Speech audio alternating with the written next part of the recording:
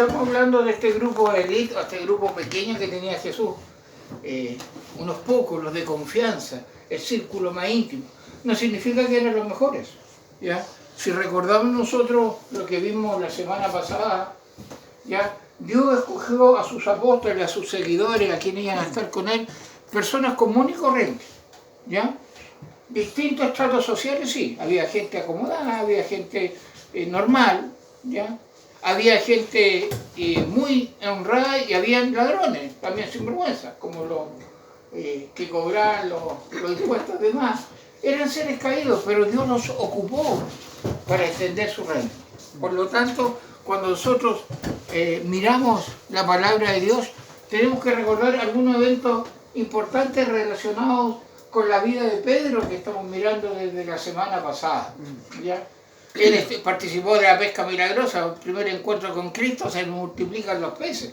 Es impresionante, ¿ya? Camina sobre el agua. Ese pasaje también algunos critican mucho a Pedro porque fue el único que se tiró al agua. Ese carácter de esa forma que tenía Pedro. En la transfiguración tuvo el privilegio de ver la transfiguración de Cristo. No todos lo vieron, ¿ya? Cuando lo van a arrestar, corta la oreja de Malco, un guardia, ¿ya? Porque él amaba a su maestro, pero lo niega, ¿ya? Pero también el que corre a la tumba cuando le dicen que el maestro ha resucitado. Entonces cuando nosotros vemos esas partes de la vida de Pedro, recordemos que vimos la semana pasada el peligro de confiar en sí mismo. Cómo Pedro confió en sí mismo, ¿ya? Y al final negó al maestro. Él pensó con su fuerza. No, veíamos la semana pasada, no creo que haya sido hipócrita que Pedro dijo, Señor, yo daré tu vida para que escucharan a los demás. No, había más sinceridad. Pero ¿en quién estaba confiando? ¿Ya? Y digamos que era maldito el hombre que confía en el hombre. Entonces, no significa que seamos desconfiados de todas las personas, pero nuestra mayor confianza y nuestra mayor seguridad es que no falla en Dios y su palabra. Ahí deberíamos estar nosotros cimentados. Y Pedro fue una persona que cayó porque confió en sí mismo, ¿ya? Hoy día vamos a ver que negar a Jesús y la fe cristiana no es un acto instantáneo o inesperado. No, no me di cuenta y negué que soy cristiano. No, es un proceso, ¿ya? Es un proceso, ¿ya?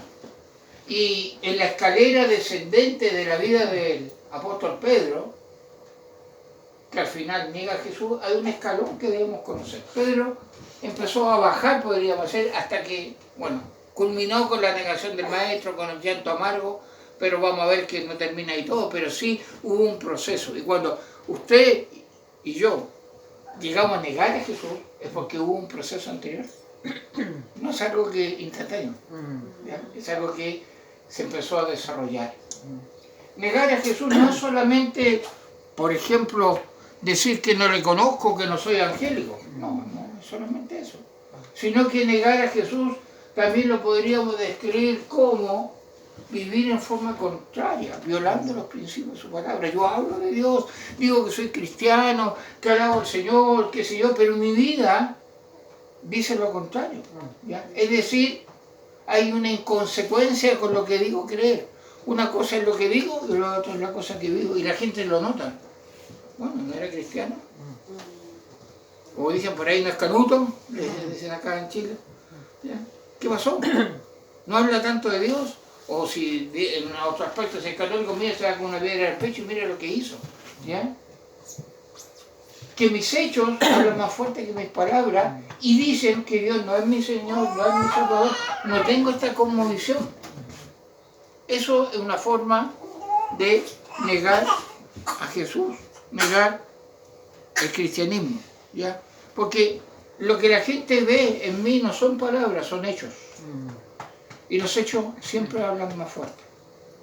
¿Ya? Yo puedo tener un discurso muy bonito, pero un discurso aprendido. Y es una hipocresía. Lo estamos viviendo en forma secular. ¿Se acuerdan que se convirtió hoy en día? Está todo asombrado. ¿Ya? Ahora está peinadito, lee la Biblia, el Evangelio según San Pablo y se convirtió, no sé en qué, pero se convirtió. Bueno, el ser humano somos así, por conveniencia. Pero cuando nuestros hechos están de acuerdo en la palabra de Dios, no estamos negando al Maestro, ¿ya? Pero negar a Jesús es un proceso descendente. que posee un escalón que no debemos ignorar, y es lo que vamos a estar viendo el escalón hoy en día. Ya vimos, que confiar en uno mismo nos lleva directamente a negar que soy un hijo del Señor. ¿Qué podemos identificar como síntomas seguros de llegar a negar a Jesús? ¿Qué síntomas hay? Bueno, vamos a mirar en Lucas, capítulo 22, el versículo 54. ¿Ya? Aquí voy a ver que pueda llevar una Biblia. Lucas 22, 54. Dice la segunda parte de ahí, pero me gustaría que me lo leyera completo. Lucas 22, 54. Y prendiéndole lo llevaron y le condujeron a casa del sumo sacerdote, y Pedro le seguía de lejos. Ahí está. Pedro le seguía de lejos. Agarraron al maestro, lo arrestaron y le seguía de lejos. Dice, aquí hay un dicho, ni muy adentro que te queme, ni muy afuera que te enfríe, en la puertecita. Pero Pedro está alejado de ese suceso, de ese proceso que está pasando. Veamos el contexto del versículo, lo que está antes, lo que está después. Ya, el arresto de Jesús y la reacción de Pedro. Si nosotros miramos del versículo 39 en adelante, ya, y acá Jesús estaba en Getsemaní, estaba orando, y dice el verso 47, mientras él aún hablaba, se presentó una turba, y el que se llamaba Judas, uno de los 12, iba al frente de ellos y se acercó hasta Jesús para besarle. ¿Ya? Entonces Jesús le dijo, Judas, con un beso entregas al Hijo del Hombre. Viendo lo que estaban con él, lo que había de acontecer, le dijeron, Señor, ¿heriremos a espada? Y uno de ellos hirió a un siervo del sumo sacerdote y le cortó la oreja derecha. Entonces respondiendo a Jesús dijo, basta ya, dejad, y tocando su oreja le sanó. Y Jesús dijo a los principales sacerdotes, a los jefes de la guardia del templo y a los ancianos que habían venido contra él, como contra un ladrón habéis salido con espada y palo, habiendo estado con vosotros cada día en el templo, no extendisteis las manos contra mí, mas esta es vuestra hora y la potestad de las tinieblas. Si nosotros miramos los pasajes paralelos aquí cuando lo van a arrestar, Pedro saca su espada. Pedro era un pescador, un hombre tosco, un hombre, era uno de los hijos del trueno que le llaman, y le cortó la oreja a un centurión, un soldado romano, para defender a su maestro. Jesús vino, algunos dicen que hasta hay que imaginar la escena, se le cae la oreja llena de sangre, viene Jesús, la limpia y se la pegó. Pedro no es con espada esto. Y Pedro lo hizo con cariño, ya reaccionó Pedro, pero aún así, después de todo eso, ya, Pedro ya daba señal de algo pasaba en su vida, ¿ya? Había arriesgado su vida por Jesús, pero ahora dice que le seguía de lejos. Dos preguntas. ¿Por qué Pedro seguía a Jesús de lejos? ¿Qué lo motivaba, lo llevaba a tomar esa actitud? Hay que pensar, hay que colocarse en la situación, ¿ya? Por eso la pregunta que nosotros nos estamos haciendo es que las circunstancias que estaba viviendo Pedro era, por ejemplo, había traición, lo que había hecho Judas, había violencia, arrestaron al maestro, se cortó esa relación, se llevaban a su Salvador, aquel que lo hizo caminar sobre las aguas, aquel que le multiplicó los peces, aquel que le dijo tantas cosas que estuvo con él, se lo llevaban. Entonces había un trasfondo para que Pedro siguiera de lejos a Jesús. Ahora, nos vamos a preguntar, ¿por qué Pedro seguía a Jesús de lejos? ¿Qué lo motivaba a tomar esa actitud? ¿Qué cree usted? ¿Ya? ¿Qué cree usted? Bueno, puede, y lo más probable, que humanamente hablando, seguir a Jesús de lejos era la reacción más esperada. Tenemos que cuidarnos. Porque si yo me meto, me pueden arrestar a mí. La palabra de Dios dice que cuando Jesús fue arrestado, arrancaron todos, los 12, ninguno quedó. ¿Ya? Ninguno quedó. Pero humanamente hablando, a lo mejor había razón, ¿ya? Instintivamente Pedro desarrolló un concepto de sobrevivencia, ¿ah? Confía en sí mismo, así que dijo, mejor estoy de lejos, estoy siguiendo a Jesús de lejos. Ahora, aun cuando Jesús, mire, fíjense bien, aun cuando Jesús había sido arrestado y Pedro le seguía de lejos, había algo en Pedro que llamaba la atención. ¿Ya? ¿Lo habrán visto con Jesús a Pedro? ¿Habrán escuchado hablar de Jesús? ¿Qué mostraría su vida para que sucediera lo descrito en Lucas 22, del 54 al 62? ¿Ya? Y prendiéndole le llevaron a Jesús y le condujeron a casa del sumo sacerdote y Pedro le seguía de lejos. Y habiendo ellos encendido fuego en medio del patio, se sentaron alrededor y Pedro se sentó también entre ellos. Fíjense bien la escena. Jesús arrestado y Pedro en el patio con los demás. No sale aquí si estaban los 12, pero estaba ahí entre medio. ¿Ya? Pero una criada al verle sentado al fuego se fijó en él y dijo, ¿tú también estabas con él? Pero él lo negó diciendo, mujer, no lo conozco. Un poco después, viendo lo otro, dijo, ¿tú también eres de ellos? Y Pedro dijo, hombre, no lo soy. Como una hora después, otro afirmaba diciendo, verdaderamente también este estaba con él, pues es Galileo. Y Pedro dijo, hombre, no sé lo que dices. Y enseguida, mientras él todavía hablaba, el gallo cantó. ¿Qué vio la gente en Pedro que le hizo la pregunta? No sé. Hay mucha suposición que hablaba el mismo idioma, pero había algo en la vida de Pedro, aunque él seguía a Jesús de lejos, que los demás sabían que estaba, o había estado, o era parte de Jesús. Interesante esa perspectiva, ¿ya? Ese mismo pasaje, en otra versión, le coloqué en amarillo lo que destaca, dice Pedro lo negó, 1, Pedro contestó, no hombre, no lo soy, el que seguía a Jesús, 2, y Pedro contestó, hombre, ni siquiera sé de qué me hablas, 3 veces, y cantó el gallo. Pero, hermanos, ¿por qué identifican a Pedro? ¿Se ha preguntado usted eso? Yo creo que, aunque él siguiera a Jesús de lejos, como había sido llamado por Jesús, como había sido apartado por Jesús, era un apóstol de Jesús, no podía sacarse la marca que el Señor le había colocado. Por eso la gente dice, tú eres eso. Y a veces nos pasa a nosotros, ¿no? Tú eres cristiano y uno como está incómodo en el lugar, ¿ya? No puede testificar de Cristo ahí, hace como no, si me llega, no, si yo solo soy asistente, no oyente, ¿ya? Ya que uno de los escalones descendentes para llegar es seguir a Jesús de lejos, Pedro lo niega, ¿ya?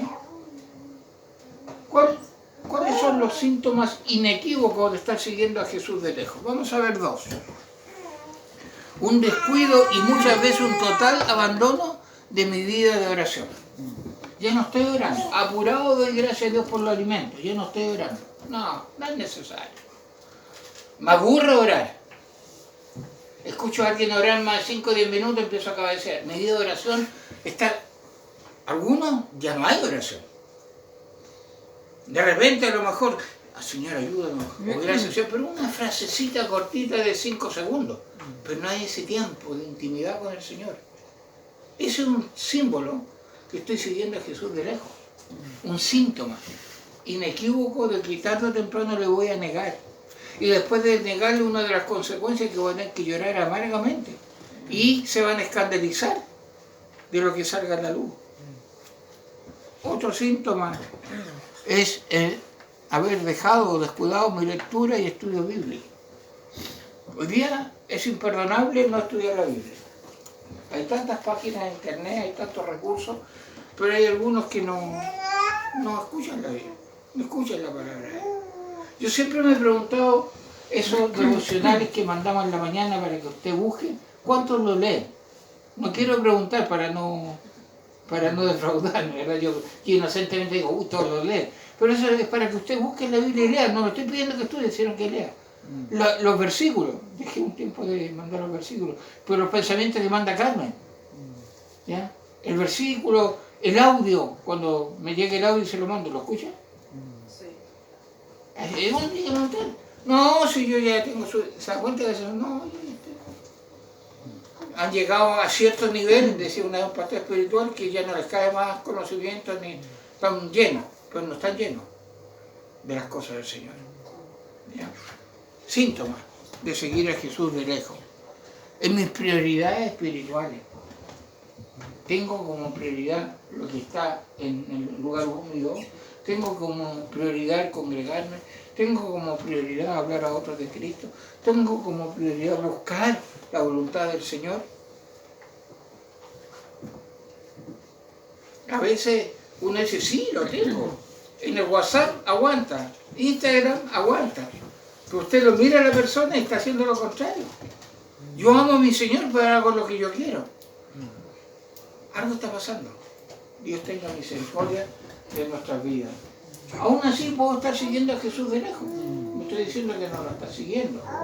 Pero no es solo seguir a Jesús, sino en qué condiciones. Hermano, el otro día escuché un sermón de un pastor de Estados Unidos, de New Jersey, el pastor Luna, que hablaba el tipo de creyente que ha surgido después de la pandemia. Y dice que es cosa seria. Es cosa seria. Bueno, la pandemia no escapó de las manos del Señor. Pero se han salido a la luz realmente lo que eran algunos creyentes. Dijo, creyentes que hoy en día están a un clic de comunión con Dios, ¿no? Pero no hay compromiso. Ni una peste, ni una pandemia lo ha hecho recapacitar muchas veces. Pero algunos están siguiendo a Jesús de lejos. ¿Es justificable que Pedro siguiera de lejos a Jesús? ¿Ya? Desde un punto de vista humano podríamos decir, sí, yo también me habría escondido. Sí, es justificable. Sin embargo, Dios establece lo siguiente en su palabra, que la prioridad que debe tener Él en la vida de cada uno, que se dice llamar cristiano. ¿Quién me busca Lucas 14, 26? Y si estoy yo lo voy a buscar ya, y después está atento Felipe y el otro que va a ver que lea. Lo primero es la prioridad. ¿Qué dice Jesús en Lucas 14, 26?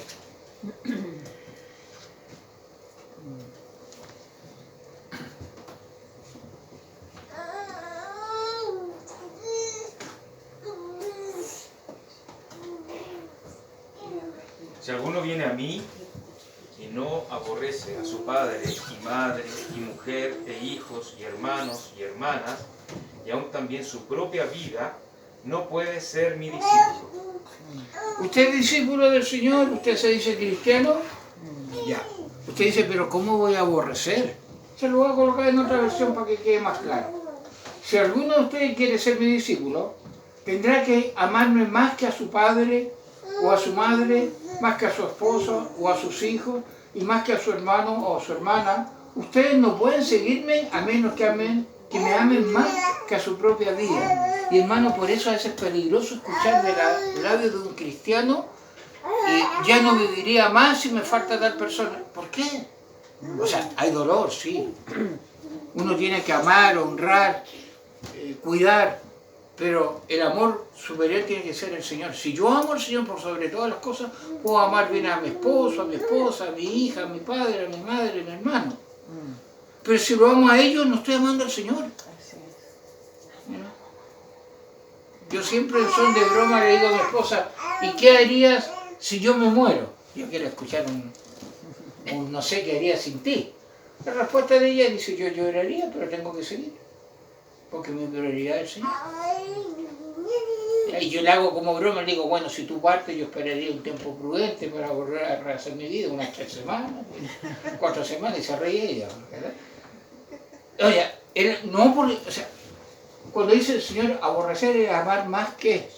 ¿Quieres amar bien a tu cónyuge, a tu hijo, a tu padre, a tu hermano? Ama al Señor primero. Esa es una prioridad. Segundo término, lo que implica seguir a Cristo. Felipe, Mateo 16, 24. Hemos visto que hay un asunto de amar. ¿A quién amo más? ¿Ya? Y eso no se comprende, solo se entiende cuando uno está siguiendo de cerca al Señor. Si yo amo más al Señor, puedo amar mejor a todas estas personas, en forma honrada. ¿Qué dice Mateo 16, 24? Fuerte. Entonces Jesús dijo a sus discípulos, si alguno quiere venir en pos de mí, niéguese a sí mismo y tome su cruz y sígame. ¿Ya? Luego Jesús le dijo a sus discípulos, si ustedes quieren ser mis discípulos, tienen que olvidarse de hacer su propia voluntad. Tienen que estar dispuestos a cargar su cruz y hacer lo que yo les diga. Ahí está la clave, hermano. Ahí está realmente lo que Dios establece en cuanto a seguirle. Llevar una cruz. A veces nosotros engañamos a la gente, decimos, venga a Cristo para que se le solucionen los problemas. Lo estamos engañando. Venga a Cristo para poder tener la fuerza para enfrentar los problemas. ¿Ya? Y es una de las cosas que nosotros a veces no entendemos. ¿Ya? Por eso negar a Jesús no es algo instantáneo o inesperado. Lamentablemente, hermanos, en la actualidad, existen demasiados que se hacen llamar cristianos, pero siguen a Jesús de lejos. ¿Ya? Y hay una pregunta que se hacía a una persona. ¿Por qué el costo de seguir a Cristo en estos días no es tan alto como en los tiempos de Cristo, en los tiempos de la iglesia primitiva, en la reforma, los puritanos, los avivamientos? ¿Por qué? ¿Ya? Bueno, existe una razón muy grande por qué vemos a tantos cristianos, supuestos cristianos, siguiendo a Jesús de lejos. Y quizá usted no se imagina, o quizá ya lo ha escuchado. ¿Ya? Se hacen llamar salvos, pero siguen a Jesús de lejos. Por una gracia barata, un cristianismo barato. ¿Qué significa eso, hermano? Significa, como decía un autor, que hemos reducido lo que es la gracia de Dios, el amor de Dios, a cosas que podemos palpar, manejar, ¿ya? Una gracia barata sin arrepentimiento. Venga al Señor, pero no se arrepienta, no cambia su vida, no, el Señor le ama igual. ¿Ya? Y eso es como si el médico, usted tuviera, no sé, un cáncer, o usted tuviera una enfermedad crónica. No, sigue igual nomás. ¿Ya? Para no incomodarlo. En cambio, la palabra de Dios dice arrepentido y convertido para que sean borrados vuestros pecados y para que vengan tiempos de refrigerio a vuestras vidas. Hay una gracia barata. ¿Qué significa eso? La gracia barata es seguir a Jesús de lejos. ¿Qué significa eso, hermano? Mire, significa que es el motivo mayor porque vemos creyentes de algodón. Cualquier cosita, ¡pum!, no van más a la iglesia, se enojan. ¿Ah? Se amurran, castigan a Dios. Vemos a creyentes ambiguos. Vemos a creyentes contradictorios, inconsecuentes, nominales, de nombre nomás. Pero usted les ve la vida fuera del ámbito de la iglesia, deja mucho que desear. No todo el que me diga Señor, Señor, estará en el reino de los cielos. Muchas iglesias, decía un autor, escuche bien, han rebajado, minimizado o simplemente distorsionado el costo de ser un discípulo verdadero. Hemos buscado la respuesta en el humanismo, en la psicología, en el misticismo, en filosofía, en rito. Le tenemos miedo a la palabra de Dios. Queremos un Dios que podamos controlar. Un evangelio cómodo y fácil de manejar. Un Cristo que se centra en el hombre y sus necesidades. ¿Ya? Un evangelio que está centrado en el hombre, antropocéntrico se llama. ¿Ya? No queremos un rey para servir y darle gloria. Queremos un siervo que nos mime y nos sirva. Tristemente, esta es la actitud de muchos que se dicen cristianos. ¿Ya? Dos cosas nos ayudarán a definir el costo de seguir a Cristo. Primero, la palabra de Dios como máxima autoridad, y segundo, los ejemplos que tenemos en la iglesia primitiva y en la historia. Es la palabra de Dios la que marca mi andar. ¿Ya? Un evangelio al gusto del consumidor, una iglesia, un evangelio a mi gusto y gana. Yo lo moldeo según mis deseos y caprichos, no según mis necesidades. ¿Ya? Como le contaba la otra vez, yo escuchaba de los labios de una persona, se supone que es creyente, no me dé un sermón más de 10 minutos, porque me desconcentro. Yo le pregunté si veía un partido de fútbol, dura 90, más el intermedio, más los comentarios, más la previa.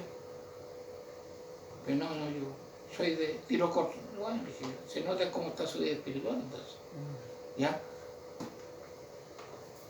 Cuando, hermano, hago relativa a las verdades del Evangelio, que son absolutas, debería encenderse en mi conciencia la luz roja del peligro. Algo está pasando. Pero a veces esa luz está apagada, hermano.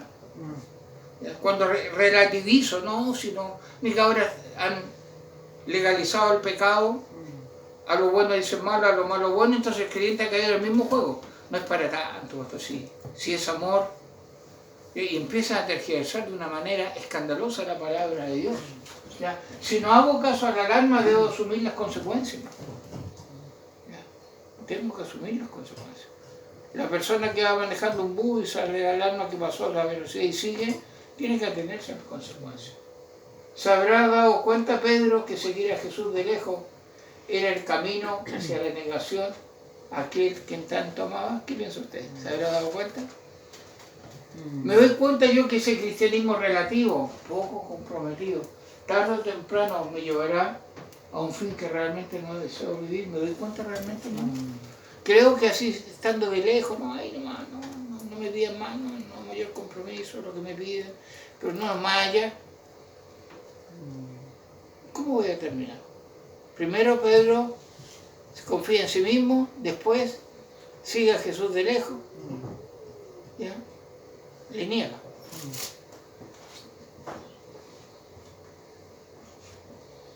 Proverbios 16:25 dice: hay camino que parece derecho al hombre, pero su fin es camino de muerte. Hermano, hay caminos de algunas personas que están mal, saben que están mal, pero siguen igual, por más que uno lo diga. Pero hay otros que creen que van por un camino correcto, pero están equivocados. Y va a depender a quién me arrime yo. ¿Se ha dado cuenta que de repente la persona busca amigos o consejeros que solo le den la razón a uno? No, si siempre es mi partner, es mi ayuda, pero porque nunca te dice que estás mal, pues. ¿Ya? O a veces busco también una palabra, entre comillas, de Dios que solo me agrade. ¿Ya? Dice que hay caminos que parece derecho al hombre. ¿Ya? Ahora, seguir nuestro corazón en el camino de la vida es peligroso. Hay que seguir lo que Dios nos marca. Dice que ese camino derecho al hombre, su fin es camino de muerte, hermano, y no se está refiriendo solamente a me equivoqué, sino que puede conllevar hasta una separación, una muerte espiritual. Puede conllevar a negar totalmente al Señor. No porque una persona nació en una iglesia es cristiano. Tiene que tener un llamado del Señor, tiene que tener una relación personal con el Señor. No un problema temporal, un problema de eternidad. ¿Ya? Entonces, hermano, para ir terminando, a pesar de que Pedro puso su confianza en sí mismo y seguía a Jesús de lejos, como ya vimos la semana pasada, Dios a través de un ángel le envía un mensaje muy interesante que encontramos en Marcos 16:7 y le dice: pero id, decid a los discípulos y a Pedro que él va delante de vosotros a Galilea, allí le veréis como os dijo. Pedro había estado desconsolado, Miguel maestro, le fallé, más encima lo crucificaron, murió, pero cuando él resucita, Jesús tiene el detalle, decía un autor, de decirle, avísen a los discípulos, pero a Pedro también, porque Pedro tiene que haber estado deprimido, desconsolado, con el carácter que tenía, enojado con sí mismo, a lo mejor defraudé a mi maestro, pero dígale a Pedro que yo voy delante. Y también no olvidemos que cuando Pedro niega a Jesús, el Señor se da vuelta y lo mira. No era una mirada de, te lo dije, ¿eh? No. Era una mirada de amor, de consuelo a lo mejor. No sé. El hecho de que lo mirara. Pedro, yo te lo dije. Cuando uno lee, hermano, si uno va al original, dice lloró amargamente, no es un llanto, pero desgarrador del corazón. Pero Jesús tuvo una actitud muy interesante. Y por eso, hermano, Pedro fracasó. Pero la pregunta que tenemos que hacernos, ¿terminó sus días como un fracasado? Leemos la escritura por ahí y había un discípulo que se llamaba Pedro, el que lo negó, y que nunca más se supo dónde estaba. ¿Ya? Andaba vendido. ¿Cómo terminó Pedro? ¿Terminó fracasado? Bueno, lo vamos a ver la próxima semana. No, la que sigue. ¿Ya? Y nos vamos a dar cuenta que a pesar que neguemos nuestro, a pesar que sigamos de lejos, Él nos puede ocupar para su gloria. Siempre que haya un arrepentimiento verdadero y un buscarle de todo corazón. Padre, gracias por tu palabra, gracias por el cuidado que tú, Señor, nos das queremos que nos ayude a que si te estamos siguiendo de lejos, podamos acercarnos más a ti. Señor, tú nos das la fuerza, la sabiduría. Los hombres fallamos, las instituciones fallamos. Uno mismo falla a otro y se falla a uno mismo. Pero tú no fallas, tú eres real y tus promesas son reales. Por eso ayúdanos, Señor, a no seguirte de lejos, porque vamos a negarte, vamos a llorar amargamente y tu nombre va a ser menoscabado. Ayúdanos a seguirte con la cruz que nos has entregado. Gracias por tu cuidado. En el nombre de Jesús. Amén.